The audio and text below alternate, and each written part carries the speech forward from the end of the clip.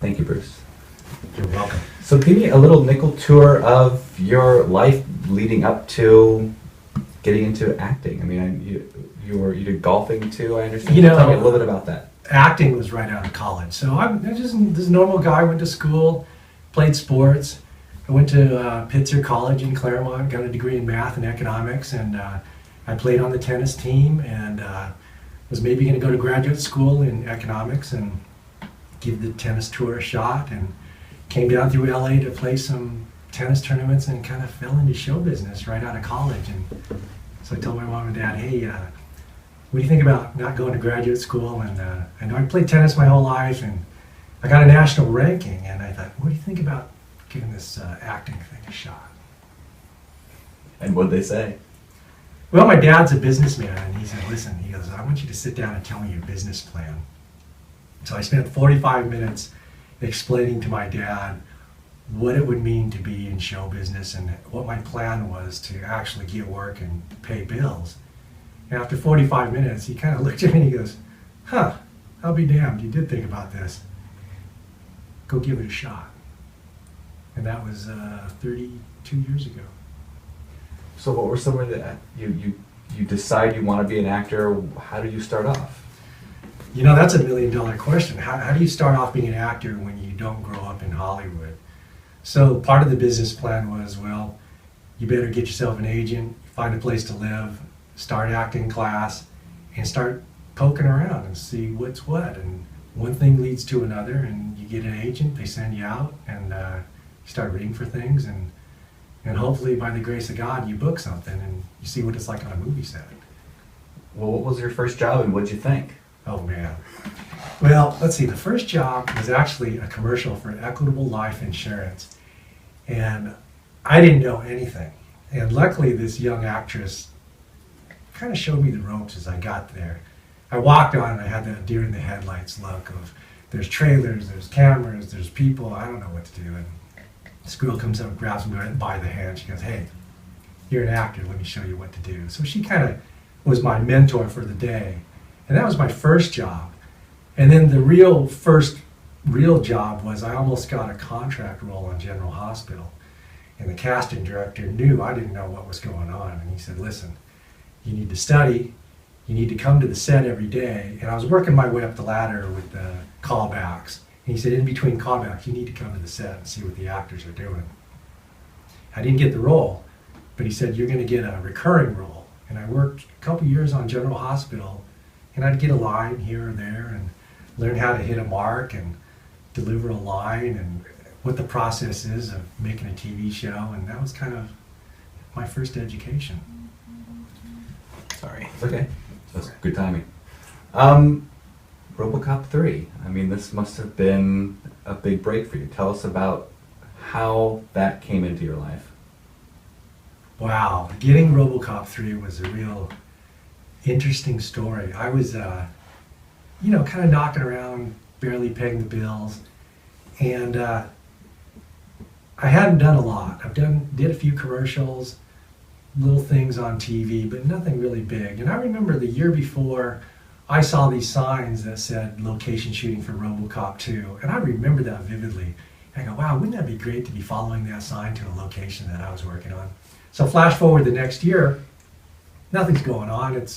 It's around September, maybe August, I can't remember. And this was before cell phones. And I went to the gym with my buddy and we were working out, and afterwards, get on the payphone, dial up my phone machine, which is an answering machine. We didn't have voicemail or anything like that. So I checked my machine and it's my agent. He said, hey, call me right away. And I'm like, well, I've never gotten that call. So I call up and they said, what are you doing right now? We need you to get over to West LA.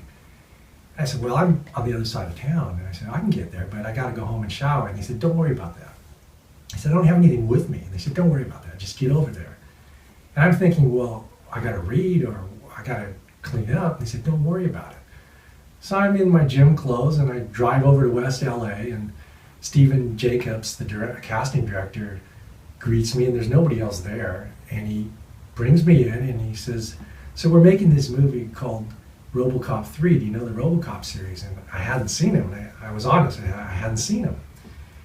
And he said, well, I think you're right for the role. And I said, what's the role? And he said, you are a cyborg ninja that is the nemesis of Robocop.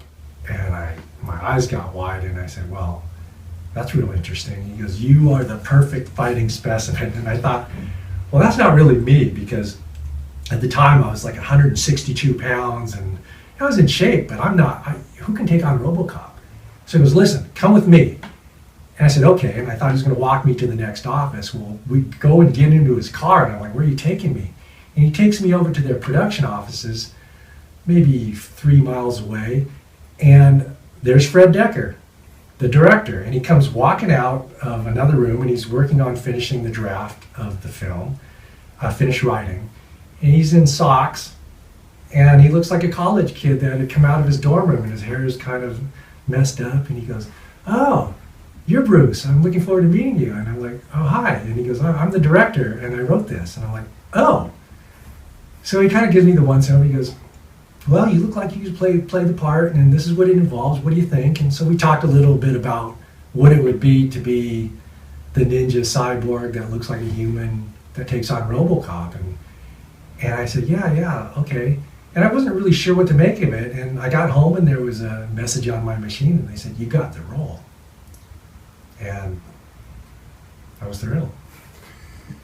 So from that moment to starting the movie and the pre-production and give us a little glimpse of the training, how far between that to that did you have time to think about it? You know, pre-production was really interesting because, as I said, I hadn't done a lot in Hollywood. So pre-production for me started around October and we were slated to shoot in January. So if you can imagine October, November, December, we're doing pre-production. What is that?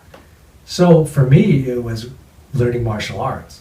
So they were paying me. They put me on a SAG contract with private lessons from a top martial arts master who specialized in this industry.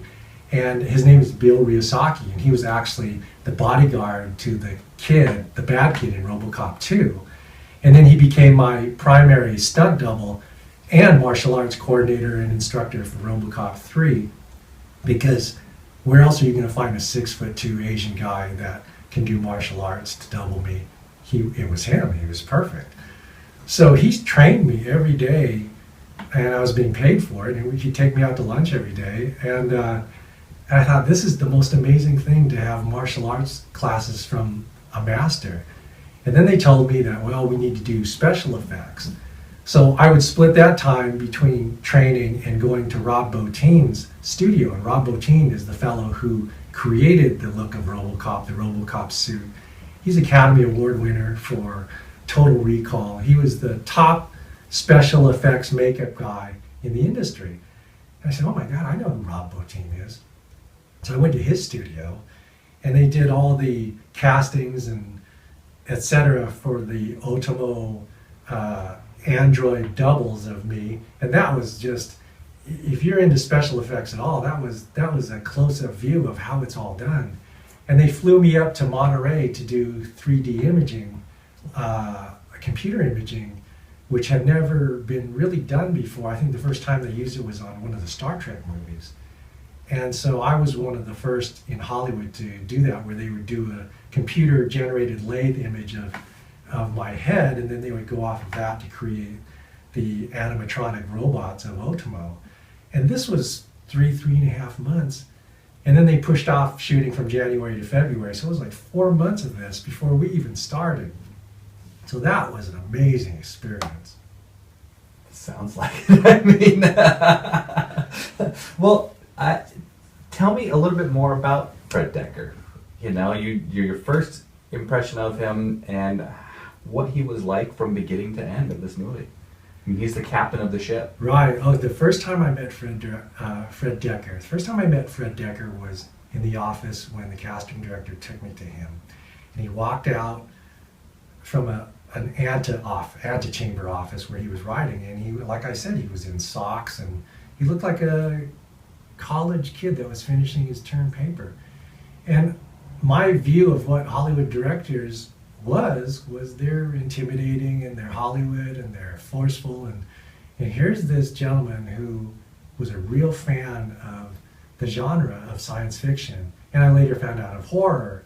And he was a guy who you could see the passion, and he was a nice guy. He was somebody that, oh, I can relate to this person because he's not what I view Hollywood. So working with Fred was as low key, as low pressure as you can ever imagine. He was just a fan who smiled, and you can almost hear him laughing during takes when you see these special effects that the studio's paying for, all the sets and the explosions and all this, and it's like, we're creating this and they're paying for it and we get to play. And Fred had that kind of joy in his work, and that's what I appreciate about Fred. Well, it is such a comic book type of movie. I mean, from the transitions. I mean, this is a well planned out movie. You know, did you have any sense that it was that well planned? I mean, this is a guy that really, I think, visualized what the whole movie was going to be from beginning to end. I visualized the whole Robocop franchise as something that was, after they determined and realized they caught lightning in a bottle, that everything was determined, everything was planned, and not in a pedantic way, but in a way that, let's be careful and honor what we've created. And so it was my job not to screw things up. It wasn't my job to do anything but marvel at the process and to say, I'm just going to go along with this whirlwind and try not to slow it down. And so when Fred would ask me my opinion, or one of the other departments, I would give it. But I knew that I was new, and so I was in good hands. And I'm very proud of what we did, and it was one of my best memories. And you got such a great supporting cast that you get to work with too. Could you talk about? I'll start with like Rip Torn, for example. Oh my gosh, we had a who's who of casts. If you think about a lot of movies that you pick out any given person, you know, whatever happened to them. But if you pick out any given actor in our movie, they've gone on to do great things. Rip Torn, what a force of nature he is. This is how I met Rip. We're shooting the office scene at the headquarters of OCP, and he's the CEO. And he's going to greet Otomo from Japan and explain to him what they're doing to stop Robocop. And so they call me to the set, and I'm in a suit, and they go, hey, we're going to do a rehearsal. Get your ass to the set. So I go to the set, and I see it for the first time, and it's this ultra futuristic set of this board room, and outside these panoramic windows are the view of Detroit, but it's all on a soundstage.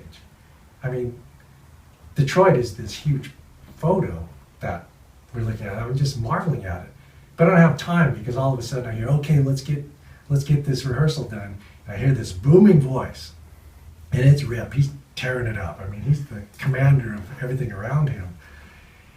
And so Fred goes, okay, Bruce, you're probably going to start here, and then you can work this space and do whatever you want. And I didn't have any lines, so I figured, okay. So I'm coming from Japan. He's telling me what's going on. But I really don't care what he's saying, because I know what my agenda is. My agenda is I'm going to find Robocop. So I don't care what he's saying. He failed. He didn't find him. He didn't take care of him. That's my job. So I pull out a cigarette and I start smoking it, and I'm looking out over the panoramic view of the city, and he's saying, you know, Otomo-san, we're doing blah, blah, blah, doing this, and I'm not paying attention to him. And all of a sudden his voice starts to get bigger. And they do a little cut. We got a sec, they got to reset something, and his voice gets bigger, and he says, why don't you pay attention to me? I'm talking here, I'm the CEO. And now I'm thinking I'm smoking the cigarette. I don't smoke, so now I'm thinking, okay, just don't start choking, don't throw up. And I hear this guy yelling at me, and I'm like, oh my God, what's going on? Rip is pissed. So then they go, okay, let's try it again from the top. And I figure, you know what? I'm still not going to look at him. This is my job to do what it is I feel the character should do. and Rip is just fuming. And so then they go, cut. They're going to reset the lights, set the cameras, and we're going to shoot it. They said, hey, everybody take 5. So everybody disappears. And Rip takes off, and I'm like, uh-oh, this is not good. So I go outside, and I see his trailers right there. And I thought, you know, I need to make this right. So I go knock on his door, and the screen door is right there, the door's open. I hear this, what? And I'm like, oh man, maybe this was a mistake. I said, Rip, Bruce Locke here. He goes, what do you want? He rips open the door, and he looks at me. And I said, Rip, I just want to make sure you and I are okay. You know, got pretty heated in there. And there's this 5-second pause, and he just stares at me. And I think, you know, he's going to hit me, he's going to yell at me. I don't know what I'm going to do. And he grabs me, and he hugs me. He said, I love actors that push buttons. He goes, man, you really got my juices going there. I go, I love it. We're going to have a great time working together. And we became friends after that. And I'm like, oh my God, that's Rip Torn. That's a great story. Because he is so intimidating. He is. He is a force of nature. Even, I have a story about John Castle. Because John Castle, who played McDaggett, John plays the head of security of OCP. And so he deals with Rip's character. And John comes from this classical Shakespearean, understated English way of working. And Rip is this tearing up the scenery, you know, bigger than life guy. And so I'm having coffee with John because I came to the set to watch him work because I'm a big fan of both of theirs. And there's 2 different styles working together. And John comes up to me and goes, hey, we're kind of 2 different styles of acting. What do you think about this? And I said, man, it's real interesting, the dynamic between you and Rip, because you're both masters in your craft, but it's like 2 different martial arts styles. I said, it works. It really works. And he goes, does it? I go, it does. I go, you be who you are and let him be who he is. And that creates a whole nother dynamic. And John Castle and I would talk about acting for hours. You know, it was just, I love that. That's great. Some of your other, like Bradley, when we talk about working, you didn't really have any scenes with Bradley, did you? I had a couple of like passing scenes with Bradley, but I got to hang out with Bradley Whitford, and Bradley is an extremely witty, smart, funny, talented guy, and even at the beginning of his career there, I knew this guy was going someplace. He could create things in a scene that weren't even there, and that was Bradley. He could improvise within the lines that make up stuff that added to the scene. When OCP's falling apart and Bradley's walking with Felton Perry into the boardroom and they're saying, oh, so-and-so jumped out the window and it's all falling apart. And he's coming out of the bathroom and this guy's clearing out his desk and he's got his waste paper basket and he's going the other way. Bradley takes his paper towel and just tosses it in his waste basket in a real flippant manner, and I thought, wow, what a jerk character that is. And he just came up with it because the extra walked by holding his wastebasket in his books, and I thought, this guy's brilliant. And that's Bradley Whitford. So whatever Bradley's done in the future of all his great roles didn't surprise me at all. So was Fred someone who, getting back to Fred Dekker, was he's someone who wanted to, you're making a movie, you've got everything planned out, you know what you're going to do, but it can be kind of stale while you're making it. Is he someone who invites someone like Bradley to be spontaneous and come up with things on the set? Does he nurture that sort of thing, or did he I mean, obviously it's in the film, but is he a nurturing director? Is he someone that wants to kind of, how would you describe more of him as a director? Fred Dekker's directing style. Some people think that there are lulls on the set where it can get stale. And that really didn't happen on our set. I mean, when you're resetting lights, and we had 17-hour days. But hold on 1 second. Yeah, I do hear him. Yeah, they might be going the other way. I think they are. it's OCP. Yeah. Are you talking bad about us? Okay. Yeah, we're good. And desist. Stop it. Fred Dekker's directing style. You know, some people think that there are lulls during a long shooting day where it gets stale. And on our set, it doesn't. When you have a lull, that's your chance to relax and conserve your energy, because acting is very focused and laser-like. So when it's time to work, you need to be there. But when it's not, you need to relax and save your energy. So the way Fred would work as far as we were concerned was, hey, I hired everybody because of who they are, and they all will bring their game when it's time to perform. Now, if somebody has an idea, he's open to it. Why not? And so that made us feel very safe that we could try things, but it also gave us confidence that he was confident enough to do his idea, let us do our idea, and we'll see which one is the best one on film. So there was never any sort of competition of ego or ideas. It was a bunch of artists that said, let's try different colors and see which one actually looks the best. And so for me, being one of my first big projects, I was more sitting back to see what do you need from me? What do you need from me? And then at one point, because we had such a long shooting process, Fred invited what else would you like to add? And so that really gave me a lot of confidence to say, how can I serve your vision? And he also said, how can I serve your vision as an actor? There's one point where I said, Fred, I'm a little concerned. I'm a 162-pound Asian kid. How is the audience going to believe that I can be a force against Robocop? And so we talked about that. And I said, I have this sword that can actually hurt him.